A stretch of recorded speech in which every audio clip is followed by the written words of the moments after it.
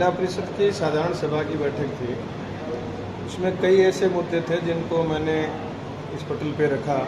कुछ कॉमन प्रस्ताव थे राज्य सरकार के लिए, वो हमने भेजे हैं। जैसे कुछ विधानसभा की पंचायतें दो खेतड़ी और उदयपुरवाटी की उनमें नीम का थाना में शामिल हो रही हैं, तो उनको जो यहाँ रहना चाहते हैं वो यहाँ रखें। लंपी में जो गायों की मौत हो गई थी, उस मामले में मैंने उठाया कि किसी को जानकारी नहीं थी, एक एक दो अपने चहेते लोगों के नाम भेज दिए। वास्तव में किसानों को जो नुकसान हुआ है उनको वो कंपनसेशन का जो सरकार ने आदेश दिया वो नहीं मिला। तीसरा हमारा ये था कि जब सरकार ने फ्री बिजली की घोषणा कर दी लंबे समय से आंदोलन के बाद, तो जो बूंद बूंद के जो बिजली के कनेक्शन थे, नर्सरी के कनेक्शन थे, उन कनेक्शनों को अभी सामान्य श्रेणी में नहीं किया, तो उनका बिजली का बिल आ रहा है, उनको छूट का लाभ नहीं मिला। तो उनको ये लाभ मिले।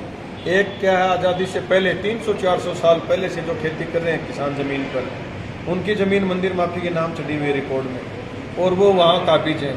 आज़ादी के बाद उन लोगों को खातेदारी नहीं मिली, तो सरकारी योजनाओं का एक का भी लाभ किसान को मिल नहीं पा रहा है। इसलिए एक मुद्दा था कि पांचवा जो एक बहुत बड़ा मुद्दा था, करप्शन का मुद्दा था। सोलाना गांव में सोख्ती कुई बनी हुई है, सरकार का पैसा उसमें लग गया, पंचायत का पैसा उसमें लग गया। सोख्ती कुइयों को नालियों से नहीं जोड़ा गया, जान पूछ के। कई जगह मैंने शिकायत करी थी सीओ साहब को भी, कई जगह नाली को जान पूछ के बंद कर रखा है ताकि पानी रास्ते पर आ जाए, और रास्ते पे पानी आ जाए तो उसके बहाने एक बहुत बड़ा प्रोजेक्ट, जो 40 लाख का प्रोजेक्ट, एक नदी में जो गैर कानूनी है, नदी में आप गंदे पानी का नाला डाल नहीं सकते, उस नाले को बनाने के लिए यहाँ प्रस्ताव आया था। मैंने उसका ऑब्जेक्शन किया। मैंने कहा पहले सोख्ती जो कुइयाँ बनी हुई हैं उनको आप उसमें जोड़ो, फिर नाली की सफाई करो, और उसके बाद गांव में आओ। मैं पास खड़ा रहूंगा, गांव के लोगों को बुलाऊंगा। अगर ये काम कंप्लीट करने के बाद अगर वहाँ पानी भरता है तो आप नाले का निर्माण करिए, लेकिन नाला नदी में नहीं जाएगा। सुप्रीम कोर्ट की गाइडलाइन के अनुसार आप गंदे पानी का नाला नदी में नहीं डाल सकते। उसके लिए आपको जगह पंचायत को डोनेट करनी पड़ेगी। उसके बाद वहाँ आपको व्यवस्था करने के बाद आप करोगे। अधिकारियों से पता नहीं क्या सांठ-गांठ हो रखी है। अधिकारी लगातार मैं 1 साल से बात कह रहा हूँ, ना कुइयों को जोड़ रहे हैं, ना कुइयों की सफाई करवा रहे हैं, ना नाली की सफाई करवा रहे हैं, सिर्फ नाला बनाने का दबाव है। इसके लिए मैंने आज ऑब्जेक्शन किया है कि अगर नाला का निर्माण इस तरीके से होगा तो मैं एसीबी से जांच कराऊंगा। जो भी अधिकारी इसमें दोषी है वो फिर जेल जाएगा, फंसेगा। मैं पंकज धनखड़, जिला परिषद सदस्य।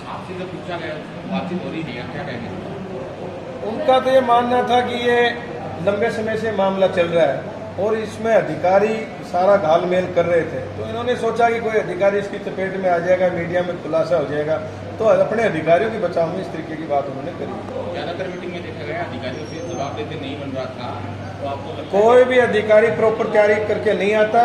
जिला परिषद की मीटिंग में लोगों को गुमराह किया जा रहा है। जब एमएलए की सुनाई नहीं हो रही, प्रधानों की सुनाई नहीं हो रही, जिला परिषद मेंबरों की सुनाई नहीं हो रही, तो गाँव के आम आदमी क्या स्थिति होगी। बिजली, पानी, स्वास्थ्य, इस मामले में सारी व्यवस्था चौपट हो रखी है, कोई धनी दोरी नहीं है। इसी के चलते मीडिया को बाहर निकाला गया।